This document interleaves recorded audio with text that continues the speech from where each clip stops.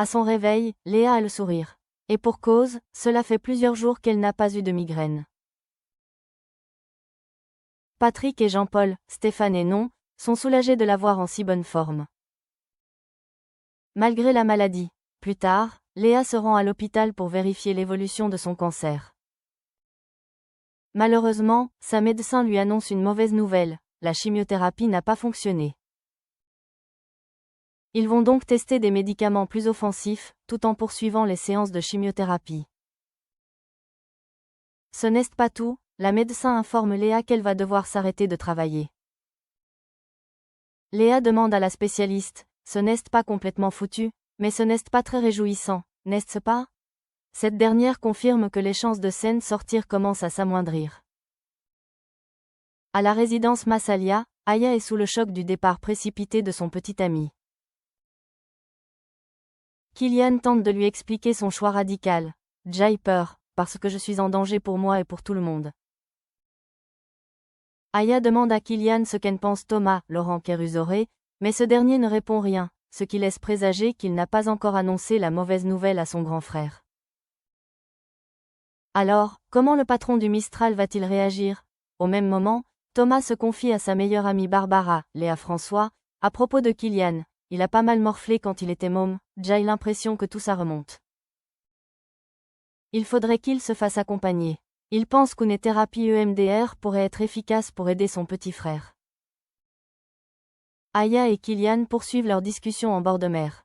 Le jeune homme révèle à sa petite amie qu'il compte quitter le Mistral dès ce vendredi. Deuxième coup de massue pour Aya. Elle essaie de le convaincre de rester, mais Kylian ne souhaite pas revenir sur sa décision.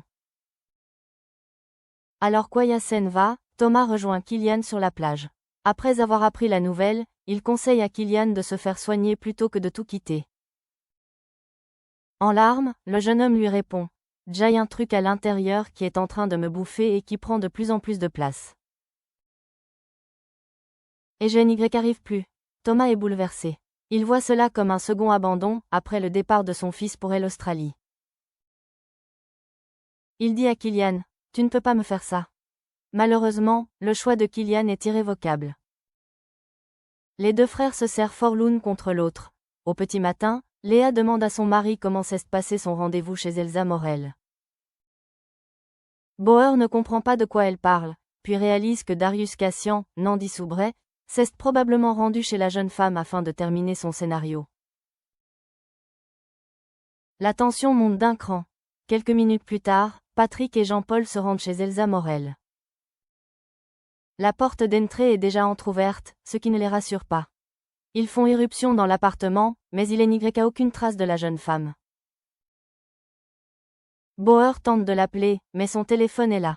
En fouillant les lieux, Jean-Paul découvre une tenue appartenant à Elsa Morel sous un oreiller. Il s'agit de la même mise en scène que pour le crime contre Sarah Baumer, une jeune femme de 16 ans assassinée il y a 12 ans. Ceci ne présage rien de bon. De retour au commissariat, Patrick informe Jean-Paul que Darius a été aperçu chez lui, seul avec sa mère. De son côté, Bauer a appris qu'Elsa Morel avait reçu la visite d'un homme à son domicile, la veille, en fin de journée. Jean-Paul est convaincu qu'il s'agissait de Darius. Soudain, Charlotte Delapointe se joint à eux. Elle leur annonce qu'elle a trouvé une piste. Sur l'une des photos du plancher de chez Elsa, on aperçoit une trace de pas. Des analyses vont permettre d'identifier la chaussure en question. Quelques heures plus tard, Patrick a un rendez-vous avec la juge Colbert. Cette dernière refuse de faire une perquisition chez Elsa Morel, car ils n'ont pas suffisamment de preuves que la jeune femme n'ait pas quitté volontairement son logement. Au même moment, Jean-Paul et Samuel se rendent sur le parking de l'hôpital. La raison? Bauer est persuadé que Darius est revenu ici pour terminer son scénario. Les policiers regardent dans le coffre d'une voiture volée, puis découvrent un corps enroulé dans un drap. Ce n'est pas tout, sur une lettre sont écrits ces quelques mots. Pas de corps, pas de crime.